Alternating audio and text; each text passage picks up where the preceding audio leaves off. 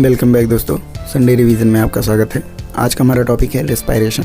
आज हम 25 question respiration topic से सॉल्व करेंगे। आई होप आप सभी को जवाब पता हो। आपने कितना क्वेश्चन सॉल्व किया आप कमेंट बॉक्स में ज़रूर बताइएगा। अगर वीडियो आपको पसंद आए तो चैनल को सब्सक्राइब करें और दोस्तों के साथ शेयर करें। चलिए शुरू करते हैं।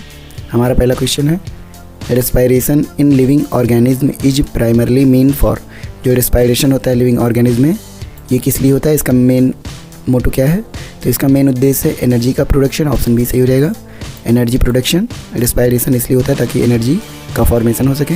Next question, the organ responsible for gas exchange in human में वो ऑर्गन कौन सा है जो गैस एक्सचेंज में हेल्प करता है? तो लंग्स। ऑप्शन बी सही हो जाएगा। जो लंग्स यानी कि हमारे फेफड़े हैं वो गैस एक्सचेंज के लिए रिस्पॉन्सिबल होते हैं। अगला क्वेश्चन है, the process of taking air into the lungs is called. वो प्रोसेस क्या कहलाती है जब हम लंग्स के अंदर यानी फेफड़े के अंदर हवा को इनहेल करते हैं, वापस अंदर लेते हैं, तो इसे इनहेलेशन बोलते हैं। ऑप्शन बी सही हो जाएगा, इनहेलेशन। जब हम एयर को इनटेक करते हैं, बॉडी के अंदर लेते हैं, तो उसे इनहेलेशन बोलते हैं, और जब एयर को बाहर निकालते हैं उसे एक्सेलेशन बोला जाता है। अगला क्वेश्चन है, the trachea is also known as. Trachea को और किस नाम से जाना जाता है? तो इसे हम विंड पाइप बोलते हैं। ऑप्शन बी सही हो जाएगा, विंड पाइप। जबकि ओइसोफेगस को हम फूड पाइप बोलते हैं। अगला क्वेश्चन है, the small sacs where gas exchange occur in the lungs are called. Lungs में जो स्मॉल सैक्स होते हैं जहाँ पे गैस एक्सचेंज होता है उसे हम क्या कहते हैं? तो उन्हें एल्वोलाई बोलते हैं। ऑप्शन बी सही हो जाएगा। ये बैलून लाइक सैक्स होते हैं जो कि गैस एक्सचेंज के प्लेस होते हैं।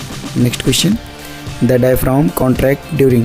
जब डायफ्राम का कॉन्ट्रैक्शन होता है तो उसके टाइम पर क्या होता है? तो वहाँ पे इनहेलेशन होगा। ऑप्शन बी सही हो जाएगा। जब डायफ्राम कॉन्ट्रैक्ट करता है तो इनहेलेशन होता है। नेक्स्ट क्वेश्चन है, the primary gas taken in during respiration is. वो गैस जो रिस्पायरेशन के दौरान इनटेक की जाती है तो ऑक्सीजन। ऑप्शन बी सही हो जाएगा, ऑक्सीजन को हम इनटेक करते हैं। अगला क्वेश्चन है, carbon dioxide is mainly transported in the blood as. जो कार्बन डाइऑक्साइड का ब्लड में ट्रांसपोर्टेशन होता है ये किस रूप में होता है? तो इन्हें हम बाइकार्बोनेट आयन के थ्रू ट्रांसफ़र करते हैं अपनी बॉडी में। ऑप्शन सी सही हो जाएगा, ये बॉडी में बाइकार्बोनेट आयन के द्वारा ट्रांसफ़र होते हैं। अगला क्वेश्चन है, which part of the respiratory system prevent food from entering the trachea. कौन सा ऐसा पार्ट है रेस्पायरेटरी सिस्टम का जो फूड को ट्रैकिया के अंदर जाने से रोकता है? तो एपिग्लॉटिड्स सही हो जाएगा। ऑप्शन ए, एपिग्लॉटिड्स एक कवर है जो कि विंड पाइप के ऊपर पाई जाती है और ये फूड को इंटर होने से प्रिवेंट करती है। अगला क्वेश्चन है, the rate of breathing is controlled by which part of the brain. जो रेट ऑफ ब्रीदिंग है यानी कि हमारे सांस लेने की दर, वो रेट किसके द्वारा कंट्रोल किया जाता है? ब्रेन का कौन सा पार्ट है? तो ये है मेडुला ओब्लंगेटा। ऑप्शन बी सही हो जाएगा, मेडुला ओब्लंगेटा के थ्रू हम ब्रीदिंग रेट को कंट्रोल करते हैं। Next question, what is the approximate respiratory for a healthy adult at rest. जब एक हेल्दी ह्यूमन या ह्यूमन बींग्स ये रेस्ट करता है तो उस टाइम पर रेस्पायरेटरी रेट क्या होता है? तो ये 12 to 16 ब्रीथ पर होता है, यानी कि 12 से 16 सांस पर मिनट ये लेते हैं। अगला क्वेश्चन है, the exchange of gases between blood and body tissue is called. जब गैसों का एक्सचेंज होता है बॉडी और ब्लड के बीच में तो इस टाइप के एक्सचेंज को हम क्या बोलते हैं? तो इसे हम इंटरनल रेस्पायरेशन बोलते हैं। ऑप्शन बी सही हो जाएगा, इंटरनल रेस्पायरेशन। इंटरनल रेस्पायरेशन में जो गैस होती है ये ब्लड और बॉडी के बीच में एक्सचेंज होती है। अगला क्वेश्चन है, the oxygen carrying pigment in red blood cells is called. जो ऑक्सीजन को कैरी करने वाला पिगमेंट है आरबीसी में, रेड ब्लड कार्ब सेल्स में, इन्हें हम क्या कहते हैं? तो इन्हें हीमोग्लोबिन कहा जाता है। ऑप्शन ए सही हो जाएगा, हीमोग्लोबिन। अगला क्वेश्चन है, एरोबिक रिस्पायरेशन प्रोड्यूसेस। जब एरोबिक रिस्पायरेशन होता है तो किस चीज़ का प्रोडक्शन होता है वहाँ पर? तो लैक्टिक एसिड और एल्कोहल बनते हैं। ऑप्शन बी सही हो जाएगा, लैक्टिक एसिड या फिर एल्कोहल का फॉर्मेशन होगा। नेक्स्ट क्वेश्चन है, the total lungs capacity is the. यानी कि टोटल लंग्स की कैपेसिटी कितनी है, यानी कि फेफड़ों की क्षमता टोटल कितनी होती है? तो ये total volume of air after forced inhalation. हम जब पूरी ताकत से जितनी एयर को अपने अंदर कंज्यूम कर सकते हैं वही हमारी लंग्स कैपेसिटी होती है। अगला क्वेश्चन है, which structure carries air to and from the lungs. कौन सा स्ट्रक्चर है जो लंग्स की तरफ एयर को लेकर आता है और फिर वापस लेकर के जाता है? तो ट्रैकिया। ऑप्शन बी सही हो जाएगा, ट्रैकिया क्या करता है? ये आपके माउथ से लंग्स तक एयर को ले जाने का काम करता है। अगला क्वेश्चन है, the partial pressure of oxygen in highest in, जो ऑक्सीजन का पार्शियल प्रेशर है वो सबसे ज़्यादा कहाँ पर ज़्यादा होता है, तो ये एल्वोलाई में, ऑप्शन ए सही हो जाएगा। एल्वोलाई में पार्शियल प्रेशर ऑक्सीजन का बहुत ज़्यादा होता है।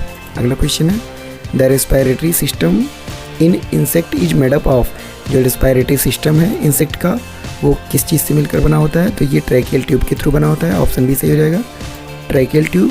अगला क्वेश्चन है, during cellular respiration glucose is broken down to release, जब सेलुलर रेस्पिरेशन होता है तो वहाँ पर ग्लूकोज का ब्रोकन होता है, यानी कि ग्लूकोज ब्रेक डाउन होता है और क्या बनता है, तो वहाँ पर एनर्जी, वाटर एंड CO2 का फॉर्मेशन होता है। ऑप्शन बी सही हो जाएगा, energy, water and carbon dioxide. अगला क्वेश्चन है, the term hypoxia refer to, जो हाइपोक्सिया है इसका क्या मतलब है, ये टर्म क्या बताता है, तो हाइपोक्सिया का मतलब होता है लो ऑक्सीजन लेवल इन टिश्यू, जब आपके टिश्यू में ऑक्सीजन का लेवल लो हो जाए तो उसे हम हाइपोक्सिया बोलते हैं। अगला क्वेश्चन है, which is the by product of aerobic respiration, जब एरोबिक रेस्पिरेशन होता है तो वहाँ पर बाई प्रोडक्ट क्या बनता है, तो यहाँ पे by products water and CO2 बनता है। ऑप्शन सी सही हो जाएगा, कार्बन डाइऑक्साइड एंड वाटर। अगला क्वेश्चन है, what is the role of mucus in the nasal passage, जो नज़ल पैसेज होता है यानी आपके नोज़ के अंदर जो चैम्बर पाए जाते हैं उसे हम नज़ल पैसेज बोलते हैं। इनमें म्यूकस की एक लाइनिंग होती है, इसका क्या काम होता है, तो ये क्या करता है, ये डस्ट पार्टिकल को फिल्टर करता है और खुद से ट्रैप कर लेता है। ऑप्शन बी सही हो जाएगा, to filter and trap particles. अगला क्वेश्चन है, hyperventilation result in, hyperventilation के टाइम पर क्या होता है, उसका रिजल्ट क्या होता है हाइपर वेंटिलेशन का, इस टाइम पे जो CO2 होता है ब्लड में वो बहुत ज़्यादा कम हो जाता है, डिक्रीज होता है। तो ऑप्शन बी सही हो जाएगा, decreased carbon dioxide in blood, यानी कि ब्लड में CO2 की मात्रा जब डिक्रीज हो जाती है तो उसे हम हाइपर वेंटिलेशन बोलते हैं। अगला क्वेश्चन है, the Bohr effect describe as, जो बोहर इफेक्ट है वो क्या बताता है, तो ये बताता है effect of carbon dioxide on oxygen released from haemoglobin, यानी कि जब हीमोग्लोबिन से ऑक्सीजन रिलीज होता है तो उसके ऊपर कार्बन डाइऑक्साइड का क्या इफेक्ट आता है, इस इफेक्ट को हम बोहर इफेक्ट के अंदर पढ़ते हैं। अगला क्वेश्चन है, what is the respiratory pigment found in muscles, जो मसल्स होते हैं उनमें कौन सा रेस्पिरेटरी पिगमेंट पाया जाता है, तो यहाँ पर ध्यान रखना हीमोग्लोबिन ना पा करके यहाँ पे हम उसे मायोग्लोबिन बोलते हैं। ऑप्शन बी सही हो जाएगा, मायोग्लोबिन। तो इसका सही जवाब होगा ऑप्शन बी, मायोग्लोबिन।